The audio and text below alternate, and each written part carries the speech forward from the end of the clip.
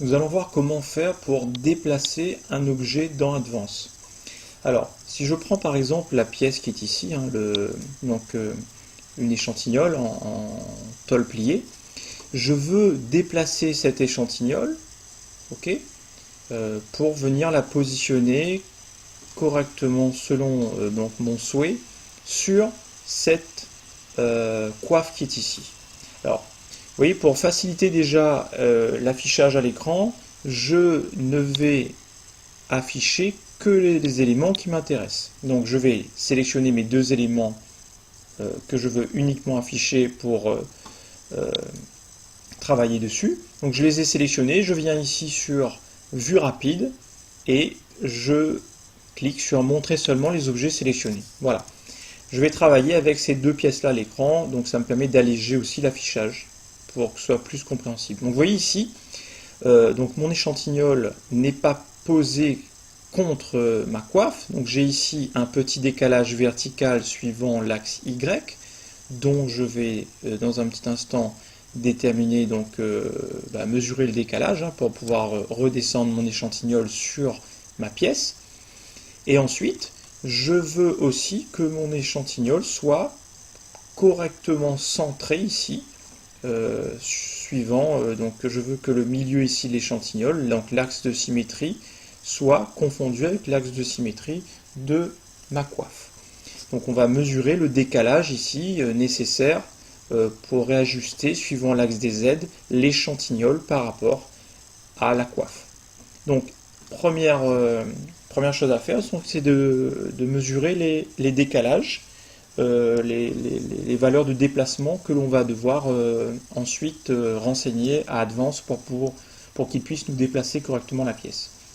Donc pour prendre les mesures, on va taper au clavier dist pour distance.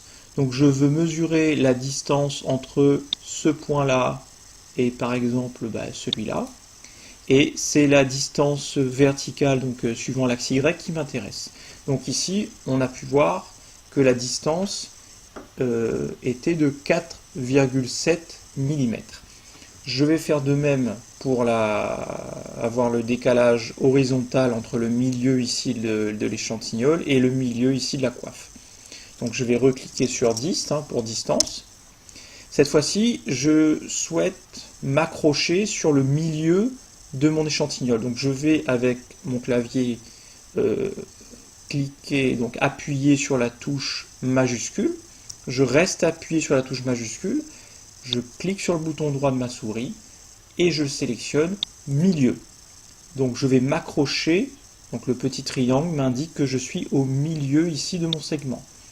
De même, je vais accrocher le milieu ici du segment qui se trouve sur la coiffe. Donc je rappuie de nouveau sur la touche majuscule, je reste appuyé sur la touche majuscule, bouton droit de ma souris, milieu, et là je viens cliquer sur le milieu ici du segment de ma coiffe. Donc là, il m'indique, et là je vais regarder le décalage sur l'axe des Z, donc j'ai un décalage de 15 mm. Voilà, donc 15 mm en Z et 4,7 mm sur Y. Maintenant, comment déplacer mon échantillol? Donc pour ce faire, je vais dans la palette d'outils d'Advanced Style, cliquez ici sur l'icône modifier. Ensuite, je vais utiliser ici la fonction copier. Alors, je vais cliquer sur copier. Non, c'est pas ici. Excusez-moi. Ce n'est pas sur modifier, mais sur outils. Donc sur outils, je vais ici cliquer sur l'icône copie Advance. Alors, ça ne sert pas qu'à faire des copies. On peut copier, on peut déplacer, on peut faire pivoter, donc rotation, on peut faire des miroirs, faire des réseaux, donc multiplier et copier en même temps. Voilà, donc nous on va s'intéresser uniquement à déplacer. Voilà, donc je vais prendre l'habitude à chaque fois de remettre à zéro pour ne pas avoir des valeurs qui sont déjà qui ont été utilisées précédemment et qui vont nous perturber. Alors, une fois que j'ai remis à zéro, donc je vais sélectionner les objets à déplacer. Donc moi je veux déplacer cet objet-là, je le sélectionne avec le bouton gauche de la souris et je valide avec le bouton droit. Je vois ici que j'ai bien un objet sélectionné. Ensuite, je veux déplacer mon échantillon suivant l'axe des Y, mais vers le bas, donc dans la direction négative suivant Y, de moins 4,7 mm. Et suivant l'axe des Z, je veux déplacer dans la même direction que l'axe Z du repère, donc positivement d'une valeur de 15 mm. Donc j'effectue ici mon réglage de distance de déplacement, et l'avantage de cet outil, c'est que je peux, avant de valider, je peux faire une prévisualisation. Donc je vais cliquer ici sur prévisualisation. Voilà, donc là il me propose un aperçu que je peux bien entendu visualiser voilà, en faisant pivoter. Visuellement, ça me paraît tout à fait correct. J'ai bien fait le déplacement que je souhaitais. Donc je valide mon déplacement en cliquant ici sur OK. Voilà, j'ai bien disposé mon échantillon.